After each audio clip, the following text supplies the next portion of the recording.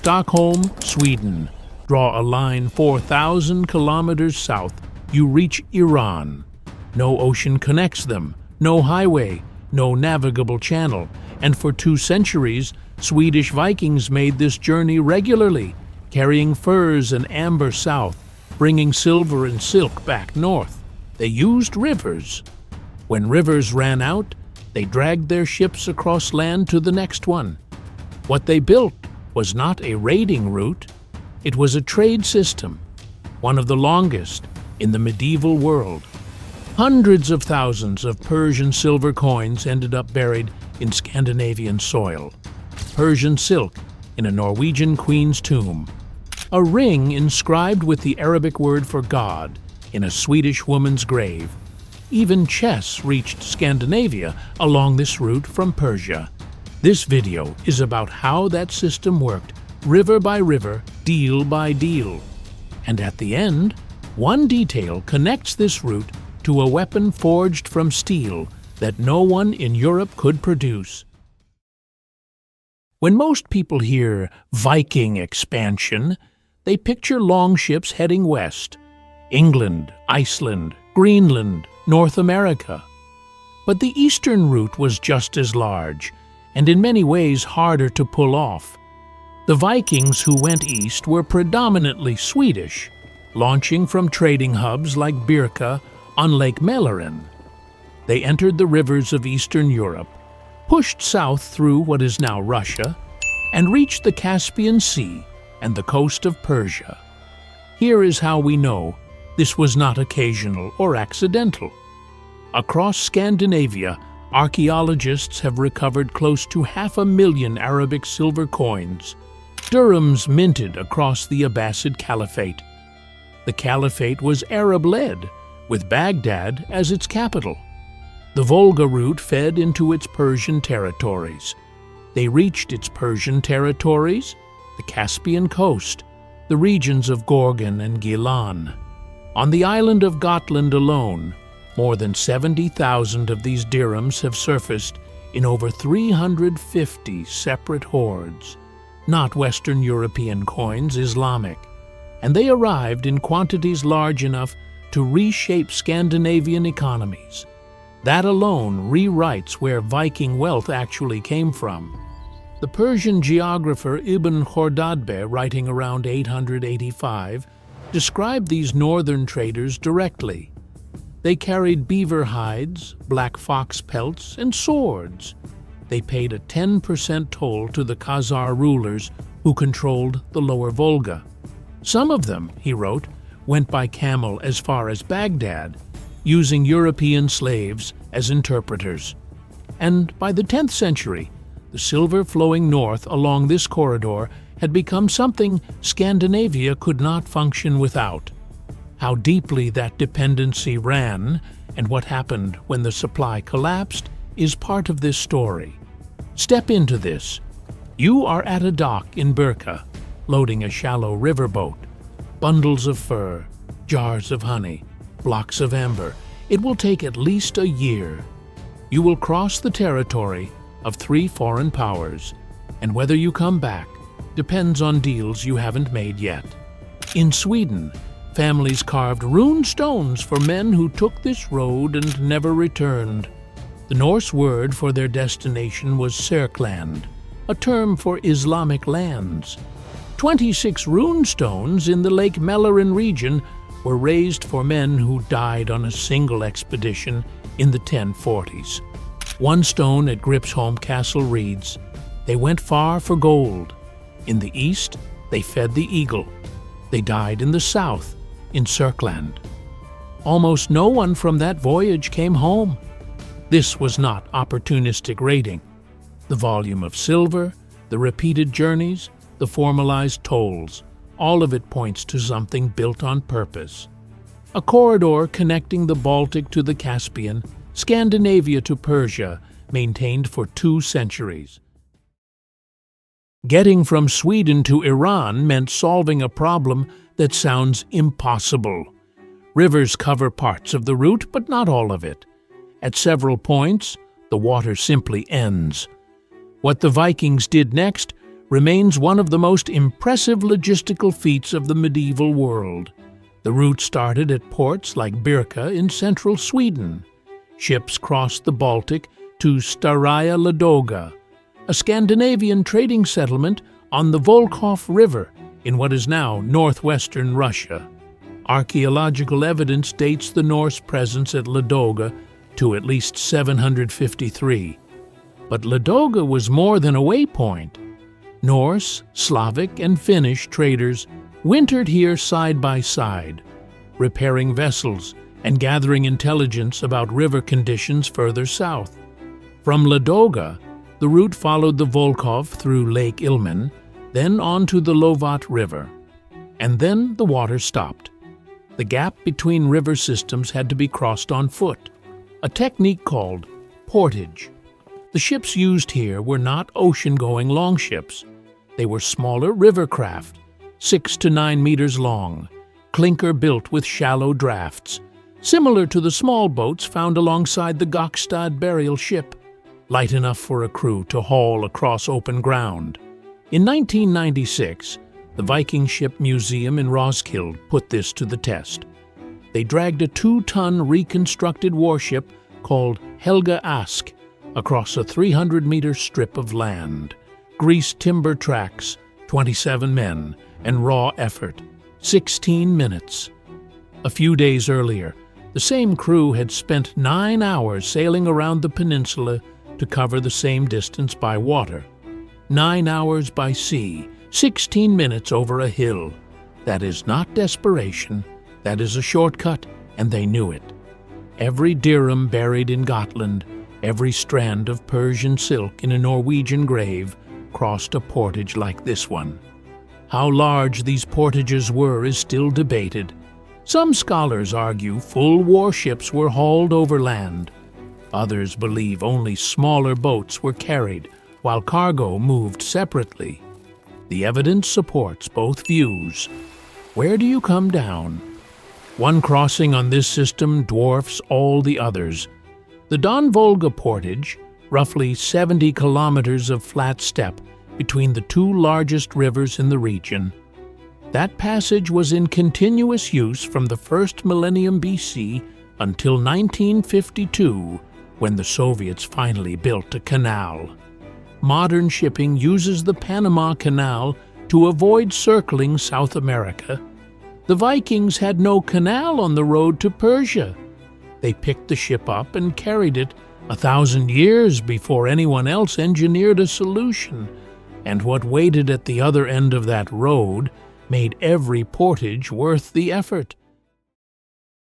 The Volga carried traders south for thousands of kilometers, but at the river's mouth, where it meets the Caspian Sea, stood the capital of the Khazar Khaganate, a Turkic empire that controlled this region from the 7th to the 10th century.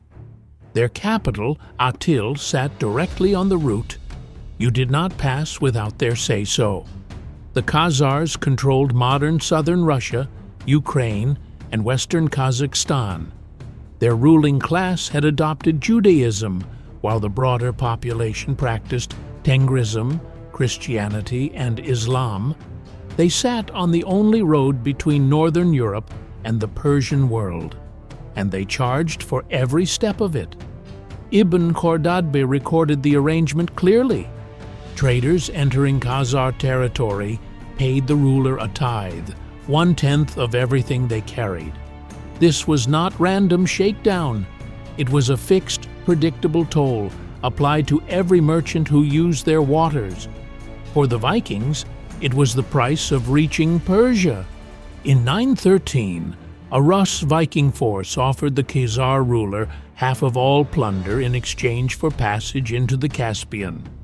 The Khazars agreed. A fleet of 500 ships entered the Caspian and hit the Iranian coastline hard, raiding Gorgan, Gilan, and Mazandaran. Arab sources claim 100 warriors per ship, but these river craft held 20 to 40 at most. The realistic force was several thousand, still enormous by medieval standards. They spent months along the southern Caspian, taking plunder and captives, Then came the return. The Khazars broke the deal. When the fleet entered the Volga Delta loaded with spoils, Khazar forces attacked. The chronicler Al-Masudi recorded that survivors who escaped the ambush were finished off upriver by Volga Bulgar tribes. The expedition was nearly wiped out. They came back. In 943, another force pushed up the Kura River into the Caucasus and captured the city of Bardaha. They held it for months. What ended them was not the army they had beaten. It was dysentery. They made a deal. Kept their half. The Khazars didn't. 50 years later, the Khazar Khaganate no longer existed. Draw your own conclusions. Negotiating passage through foreign territory, paying for guaranteed access, trusting that the terms will hold on the way back. Anyone who has operated across unstable borders, military or commercial, knows exactly how this ends. The specifics change. The dynamic never does. In 965, Sviatoslav of Kiev sacked Atil and destroyed the Khaganate. The toll was gone. The route to Persia was open, but it had cost a generation of men to get there. What made the journey worth that level of risk? The answer is in what moved along this corridor, and in the man who stood on the riverbank and watched it happen. Viking traders heading south carried what the Persian and Islamic world wanted most: sable, beaver, and black fox furs for court officials from Persia to Baghdad. Honey, the primary sweetener in the Islamic world, worth its weight in silver. Baltic amber for jewelry. Trained falcons that fetched extraordinary prices from Arab buyers. And slaves taken from Slavic and European populations feeding markets across Persia, Baghdad, and Constantinople. That was the medieval economy. The Vikings worked it as well as anyone alive. What came back north changed everything. Silver above all else. But not as money, not in the way you might think. Vikings ran a bullion economy.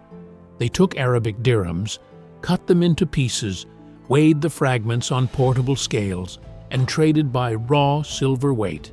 The calligraphy, the theology, the name of the caliph, none of it mattered. If the silver was good, the deal was done. Somewhere in the mints of Persia, a master engraver spent hours inscribing each coin with precision Arabic script. Somewhere in Sweden, a Viking took that coin, snapped it in half, and put it on a scale. Two civilizations, two completely different ideas of what money means. If this is what brought you to this video, a like helps more people find it. And what comes next? The man who saw all of this firsthand may be the part you remember longest. In 921, Ahmad ibn Fadlan left Baghdad on a diplomatic mission to instruct the Volga Bulgars in Islamic law. On the banks of the Volga, he ran into a group of Viking traders and wrote down everything he saw. It is the most detailed first-hand account of Norse merchants ever recorded. He called them the tallest men he had ever seen. Builds like palm trees, fair-skinned, tattooed from fingertip to neck. He disapproved of their washing. They shared water from a single basin. But that says more about the distance between two cultures than about Viking cleanliness. What fascinated him most was their trading ritual. Before every transaction, a merchant would approach a carved wooden idol, lay offerings at its feet, and pray aloud for a wealthy buyer. A good sale was followed by a cattle sacrifice, with the animal's head mounted on a stake beside the idol. Ibn Fadlan documented all of it. His account remains one of the most valuable primary sources of the entire Viking Age. In 1999, a Swedish television crew filming on Gotland accidentally proved the scale of this trade. At the Spillings farm, they uncovered 67 kilograms of silver and 14,295 coins, mostly Islamic dirhams, hidden under the floorboards of a Viking outbuilding, the largest Viking silver hoard ever found, buried and forgotten for over 1,000 years, sitting beneath a barn on the island of Gotland. The route did more than move goods.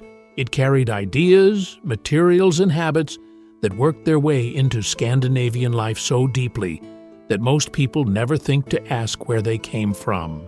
Start with one nobody expects. Chess.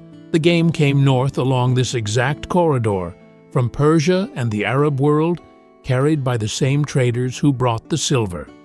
The Lewis chessmen, found on the Isle of Lewis in Scotland, are among the most famous chess pieces in history. But the game had been in Norse hands for generations before those figures were carved. Then look at what turned up in graves. At Birka, excavators found a silver ring inscribed with Kufik script, Arabic calligraphy that appears to read Allah, 9th century female burial. Thousands of kilometers from the nearest mosque, a Viking woman went into the ground wearing a piece of the Islamic world on her hand. Silk from the same world. Fragments of Persian and Central Asian fabric have been identified in the Ulfberht ship burial in Norway. The weaving patterns are distinctly Eastern. That cloth crossed half of Eurasia before reaching a Norwegian queen's tomb. If you have ever brought something home from far away, something small that carried more meaning than its size, you understand, these were proof of a world most Scandinavians would never see. I would like to hear about yours in the comments. And then there was the dependency nobody planned for. By the 9th and 10th centuries, the entire Scandinavian monetary system ran on Arabic silver. Every transaction, every land deal, every bride price. The feared raiders of Western Europe, the terror of every English monastery, ran their own economy on coins minted in Persia and the Islamic world. When Persian silver production declined in the late 10th century, the economic shock reached Scandinavia within a generation. The route to Persia had not just enriched the Viking world, it had become the ground they stood on. This is the detail teased at the opening, and it ties the whole story together. The Ulfberht is one of the most celebrated weapons in medieval history. Around 170 have been found across Scandinavia and the Baltic, dated between 800 and 1050. Each blade carries an inlaid inscription. The craftsmanship was exceptional, but the real difference was the steel. Metallurgical analysis showed that Ulfberht blades were forged from crucible steel, a material produced at temperatures no European furnace of the period could reach. Europe would not manufacture this steel for another 800 years, not until the Industrial Revolution. So where did it come from? Eastern Iran. Now, Sweden today is synonymous with precision steel. Volvo cars, Saab, some of the finest metallurgy in the modern world. But 1,000 years ago, the best steel in Scandinavia was not Swedish. It was Persian. Excavations confirmed crucible steel production in eastern Iran, using furnaces far beyond anything in contemporary Europe. Fredrik Ljungqvist of Stockholm University concluded the steel came from Iran, bought with furs, and carried north along the Volga route. And here is the detail that locks it. Ulfberht swords appear between 800 and 1050. The Volga route operated during exactly the same window. When the route closed, the swords vanished. Alan Williams of the Wallace Collection in London called this correlation strong evidence of a dependence on imported material. The most iconic blade in Viking history was forged from Persian steel, carried north along a river highway built by fur traders and diplomats. No route, no sword. It is that simple. There is a stone at Gripsholm Castle in Sweden. It was carved around 1040. A woman named Tola raised it for her son Harald, brother of Ingvar. The verse reads, "They went far for gold. In the east they fed the eagle. They died in the south, in Sörkland." Ingvar's expedition was the last major Viking push into the Caspian. 200 ships, thousands of men, 26 rune stones across the Lake Mälaren region for those who left and never came back. What those stones mark is the end of something that lasted 2 centuries. It started with fur traders in shallow boats on Russian rivers. It grew into a corridor that reshaped economies, moved ideas, and connected 2 worlds across 4,000 kilometers of forest, steppe, and water. We tell the Viking story as a Western story. England, Iceland, Vinland. But the Eastern road was longer, harder, and left deeper marks. In silver under Swedish barns, in Persian silk inside Norwegian graves, in steel that nobody in Europe could make. Everyone remembers the Vikings who sailed west. Almost nobody talks about the ones who went east, who dragged their ships over hills, cut deals with empires, and built a trade route to Iran that lasted longer than most kingdoms. Those are the ones this video is about. The Vikings who took that road became known by another name. The people around them started calling them Rus. That name outlasted every sword, every ship, and every empire along the route. But that story belongs to another video. If this is the kind of history you come here for, the systems, the intelligence, the engineering behind how these people actually lived, subscribing means you will be here for what comes next. 1 stone at Gripsholm, 1 verse carved in Old Norse, a mother's last words for a son who crossed half a continent and never came home. It has been standing there for 1,000 years.